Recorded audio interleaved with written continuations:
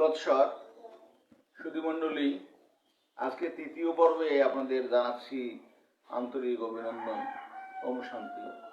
তো শুরুতে আমি গীতার উপরে কিছু আলোচনা করব আজকে। তা আমি জগদীশ গীতাশাস্ত্রী জগদীশচন্দ্র ঘোষ সম্পাদিত যে বই, এখান থেকে আজকে একটু আলোচনা করব। সে আলোচ্য বিষয় হচ্ছে আমার যে বৈদিক ধর্মের ক্রমবিকাশের পর্য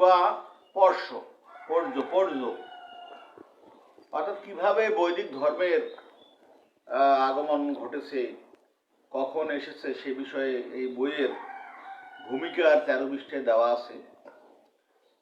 খ্রিস্ট জন্মের 4500 বছর পূর্বে ঋগ্বেদের আবির্ভাব, তারপরে 2000 বছর পরে অর্থাৎ 2500 বছর পরে অন্যান্য বেদ, 1600 বছর পূর্বে আসছে প্রাচীন উপনিষদ, ব্রহ্মবাদ, জ্ঞানমার্গ। 1400 বছরে খ্রিস্টের জন্মে 1400 বছর পূর্বে আসছে আর সাংখ্য, যোগ, ন্যায়, জ্ঞান, কর্ম ইত্যাদি। এবং 900 বছর খ্রিস্টের জন্মে 900 বছর পূর্বে আসছে মহাভারত ও গীতা রচনাকাল। দেখা যায় যে গীতায় সমস্ত উপনিষদের সার কথা দেওয়া আছে। তাহলে এই সময়ে ভগবান শ্রীকৃষ্ণ সে বেদের যে জ্ঞানকাণ্ড আছে, জ্ঞানকাণ্ডের উপনিষদ যে আছে, উপনিষদের সারভাগ তিনি এই গীতার মধ্যে অর্জুনকে উপদেশ দিয়েছেন। আমি আমার যে কথাটা সেটা হচ্ছে যে খ্রিস্টের জন্মের 200 বছর পরে শুরু হয় পৌরাণিক যুগ।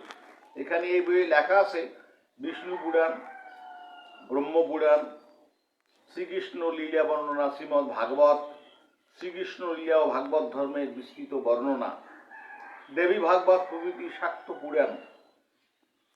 তাহলে খ্রিস্টের জন্মের 200 বছর পরে এই বইগুলো রচনা হয়েছে।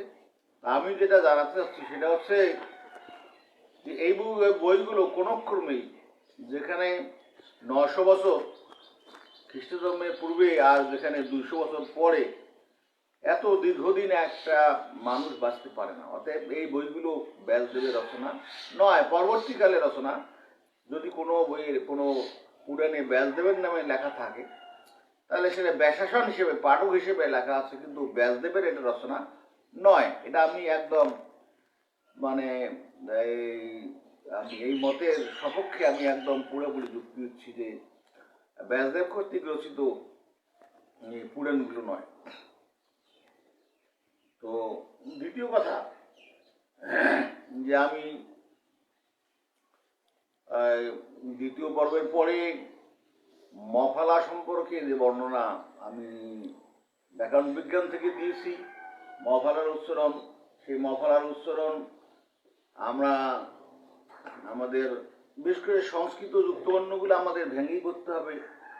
যেমন আমরা বাংলায় আত্মা নাম পড়ি, এটা আমাদের আত্মানাম পড়তে হবে। পদ্মা, এটা আমাদের পদ্মাই পড়তে হবে।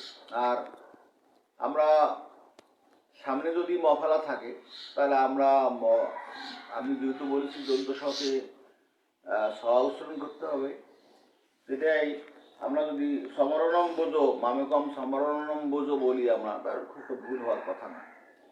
আর আরেকটা কথা বলতে চাই যে বর্ণের উচ্চারণ আমরা যে সময় পড়ছি বাংলায়, এখন আর ওই সরেও সরেয়া, কানমুসরি ধোয়া, পেটকানা মধ্যন এগুলো নাই, পরিবর্তন হয়েছে। অ, আ, ই, দীর্ঘি এভাবে পড়তে হয়। সংস্কৃত বর্ণেরই এরকম হয়তো পরিবর্তন আসতে পারে। আমি যেটুকু জানি সেটুকুই বলছি এবং সেভাবেই আমি আপনাদের শেখাবো, এটাই আমি আশা রাখি। আপনারা এভাবেই পড়বেন। তো আবারও ওম শান্তি জানাচ্ছি। আজকের জন্য ওম শান্তি।